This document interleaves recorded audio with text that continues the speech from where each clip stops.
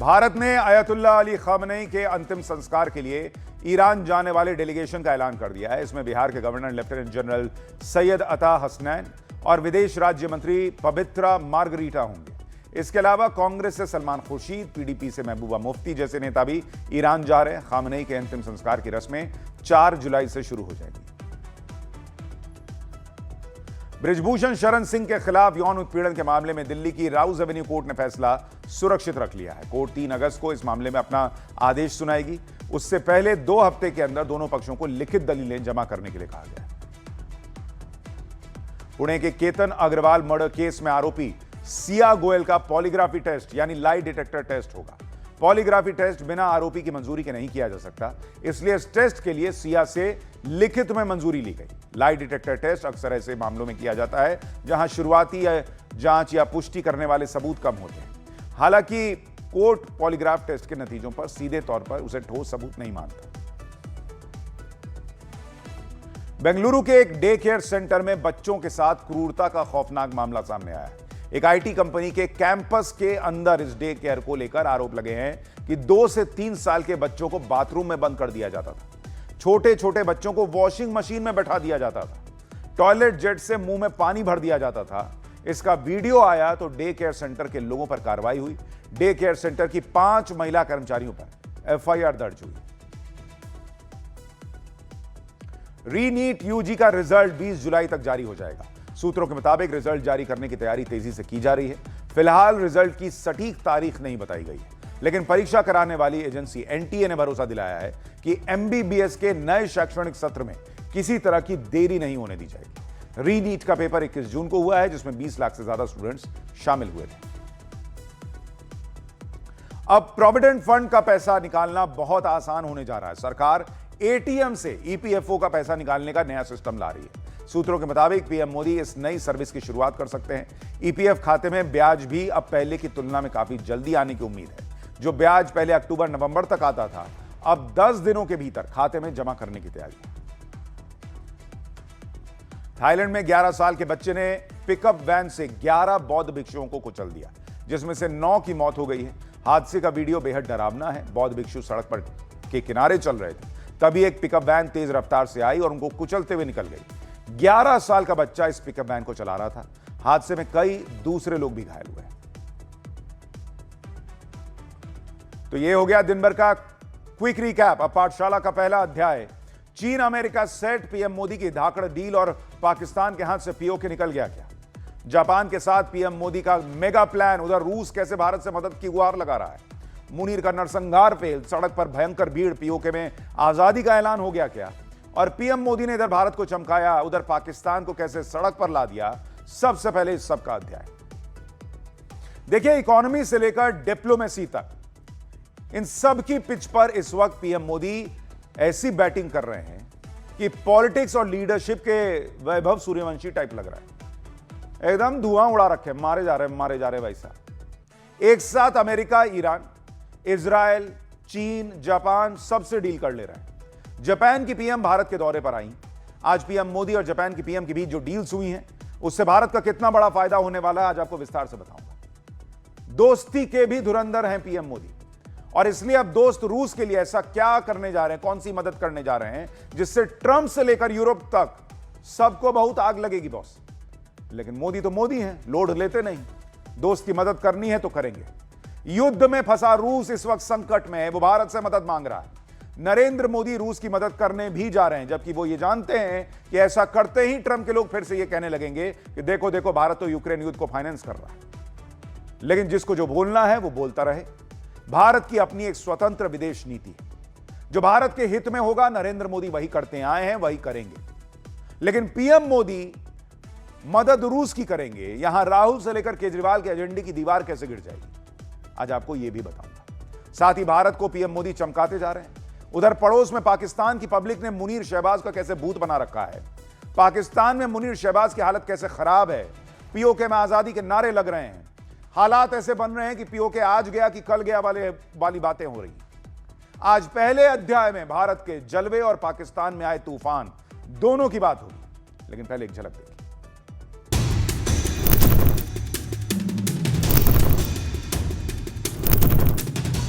Kaizen philosophy यानी continuous improvement अपनाते हुए अपनी इकोनॉमिक डीएनए को ट्रांसफॉर्म कर रहे हैं।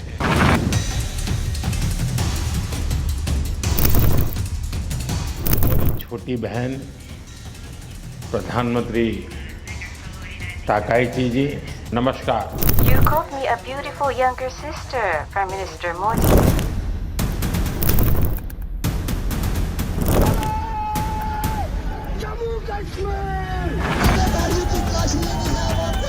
कश्मीर पाकिस्तान का हिस्सा नहीं है, कश्मीर पाकिस्तान की रियासत का हिस्सा नहीं है।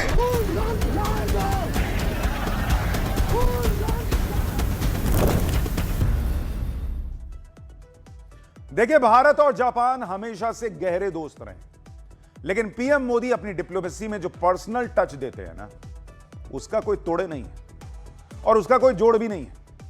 भारत जापान के बीच क्या बड़ी बड़ी डील्स हो गई, उनकी पूरी डिटेल आज आपको बताऊंगा, लेकिन पहले यह देखिए कि कैसे पीएम मोदी ने जापान की पीएम सानाए ताकाइची को अपनी छोटी बहन बताया, और उधर जापान की पीएम ने भी कहा कि दोनों भाई बहन मिलकर काम करेंगे। सुनिए एक बार। और मेरी छोटी बहन प्रधानमंत्री ताकाईची जी, दोनों देशों के डेलीगेट्स, मीडिया के साथियों, नमस्कार। You called me a beautiful younger sister, Prime Minister Modi. But at the small meeting before the big meeting, we confirmed that we are on the same page and developed this relationship as brother and sister. प्रधानमंत्री मोदी ने Japan की PM को छोटी बहन क्यों कहा, इसके पीछे एक कहानी भी है। दरअसल जापान की पीएम ताकाइची जापान के पूर्व पीएम शिंजो आबे को अपना बड़ा भाई मानती है।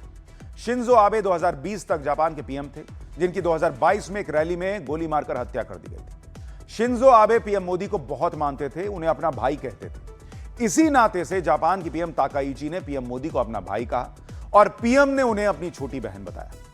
आज दोनों नेताओं की केमिस्ट्री भी दिखी। आप वीडियो देखिए जब जापान की पीएम ने पीएम मोदी के कहने पर संतूर बजाया। देखिए एक बार।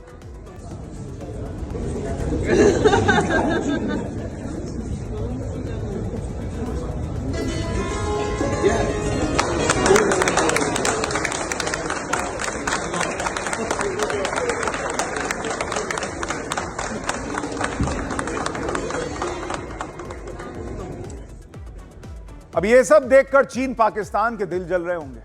संतूर यहां बज रहा है, झंझनाहट वहां महसूस हो रही होगी। चीन पाकिस्तान की बात आगे करूंगा, लेकिन पहले देख लीजिए कि नरेंद्र मोदी ने जापान से धमाकेदार डील्स कौन सी की हैं। भारत का टैलेंट, भारत का मार्केट और जापान की टेक्नोलॉजी, इनका तो पहले से डंका बजता रहा है। अब पीएम मोदी ने यह कह दिया है कि भारत जापान के बीच जैसे ऑटो सेक्टर में पार्टनरशिप है, वैसे ही एविएशन में भी हो। दोनों नेताओं की बातचीत में भारत और जापान के बीच 12 समझौते हुए। इसके अलावा आर्थिक, ऊर्जा और एआई के क्षेत्र में 3 साझा बयान जारी हुए। Semiconductor, AI, critical minerals, pharmaceutical के सेक्टर में सहयोग बढ़ाने पर बात हुई। आप गौर कर रहे हैं, पीएम मोदी पिछली जितनी डील्स कर रहे हैं उसमें एआई, क्रिटिकल मिनरल्स, इन सब पर उनका फोकस है। भारत और जापान मिलकर एआई इंफ्रास्ट्रक्चर को विकसित करने पर काम करेंगे। भारत और जापान के बीच बैटरी मैन्युफैक्चरिंग और ईवी इकोसिस्टम को बढ़ाने पर भी डील हुई। क्लीन एनर्जी के लिए भारत और जापान मिलकर 1000 बायोगैस और जैविक उर्वरक प्लांट लगाएंगे। इसके अलावा दोनों नेताओं ने द्विपक्षीय व्यापार में कैसे लोकल करेंसी में डील हो सकती है, इस पर भी बातचीत की है। क्वाड को लेकर पीएम मोदी और पीएम ताकाइची एकमत दिखे। क्वाड में सहयोग को और बढ़ाने पर सहमति जताई। अब आप सोचिए, क्वाड में अमेरिका भी है और नरेंद्र मोदी ये भी बात कर रहे हैं कि छोड़ो ना डॉलर, हम लोग आपस में अपनी करेंसी में कर लेते हैं डील। यही तो वो कमाल कर रहे हैं कि भारत का हित जिसमें है वो खुलकर बात कर लेते हैं। जिसको बिदकना है बिदके, जिसको नहीं आना है ना आए।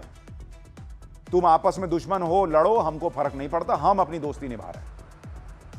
आप ये भी देखिए कि जापान के साथ पीएम मोदी ने सिर्फ बड़ी बड़ी डील्स ही नहीं की, बल्कि इसके साथ साथ कूटनीति के मोर्चे पर पाकिस्तान और चीन को सख्त संदेश दे दिया।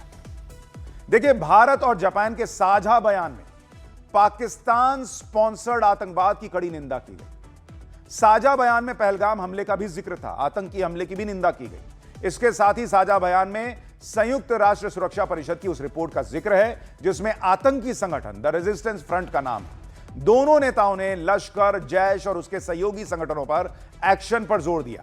साझा बयान में आतंकी ठिकानों को खत्म करने, टेरर फंडिंग, सीमा पार आतंकवाद पर रोक लगाने के लिए निर्णायक कदम उठाने पर बात हुई।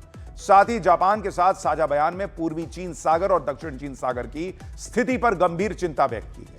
दोनों नेताओं ने विवादित समुद्री इलाके में बढ़ते सैन्यीकरण पर गंभीर चिंता जाहिर की। यानी इस डिप्लोमेसी में भी पाकिस्तान को ठोक दिया नरेंद्र मोदी ने।